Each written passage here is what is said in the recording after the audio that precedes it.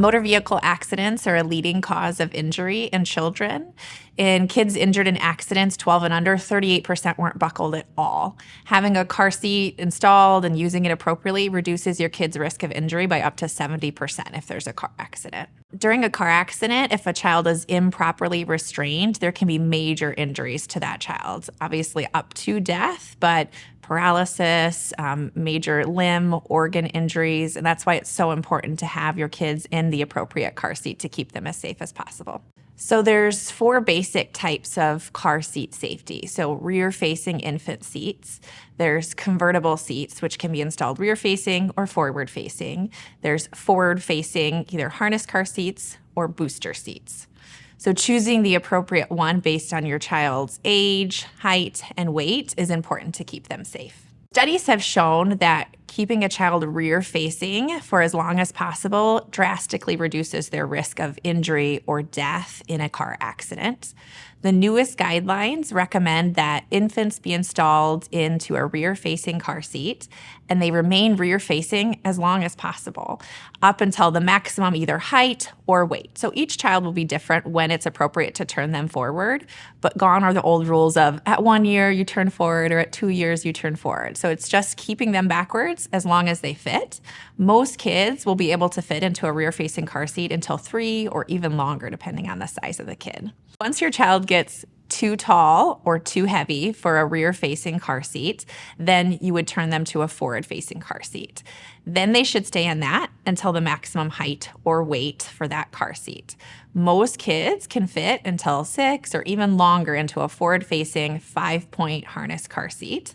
The very minimum to move out of that forward-facing harness car seat to a booster seat is 5 years and 40 pounds. So once kids graduate from a 5-point forward-facing harness car seat, they should move into a booster seat, a high back booster, so that they have appropriate head support. They should remain in a booster seat until they meet a height of 4 feet and 9 inches. And when they come out of that booster seat, they fit appropriately with the seatbelt in the appropriate places. When kids have hit a height of 4 feet and 9 inches, you can do a safety seat test. So they would need to sit in the regular seat. They would need to have their knees bend past the edge of the seat. The shoulder belt should hit the middle of their chest and not touch any part of their shoulder. And the lap belt should sit really low and snug, touching their thighs. That's the way we can ensure the seatbelt hits all the appropriate places, like it would fit us as an adult, to make sure they're safe if there's a car accident. So children should remain in the back seat until 12. Once they're past the age of 12, they can move forward into the front seat and ride. The reason we keep them back longer is because those airbags can be quite dangerous when children are too young or their vertebral structure isn't strong enough to withstand the forces of an airbag deploying in a car accident. One of the biggest things in choosing a car seat and installing a car seat is read the manual. That's the stuff nobody wants to do, but it's super important to make sure that you've installed it correctly and that you're adjusting it correctly for your child. One of the biggest mistakes I see is young infants who have the shoulder straps far too loose or placed in the inappropriate spot. So in an infant or a child in a 5-point harness, you shouldn't be able to pinch the straps together. If you can pinch and make them touch, it's too loose and it needs to be tighter. Also, the harness needs to be up at the middle of their chest in line with their armpits. Often it's too low and it needs to be adjusted higher to keep them safe.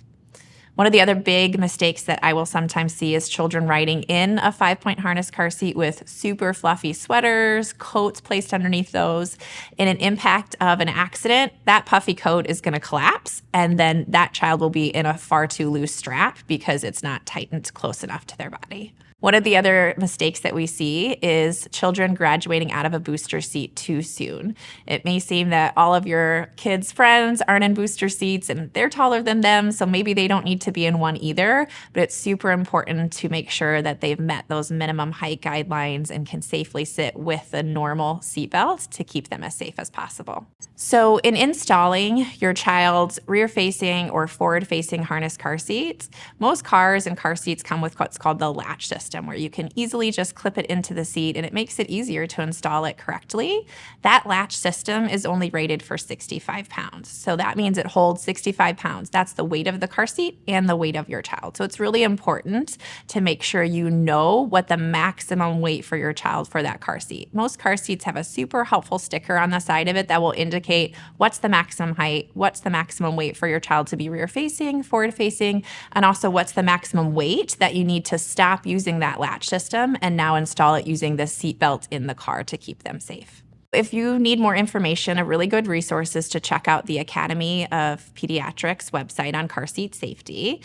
There are also local resources to get your seat checked, make sure you've installed it correctly. Sometimes there are drives around town that you can drive up and they'll check your car seat. Most fire departments have a certified car seat safety technician, and you can call the fire department and set up an appointment to have them check your car seat and make sure it's installed correctly.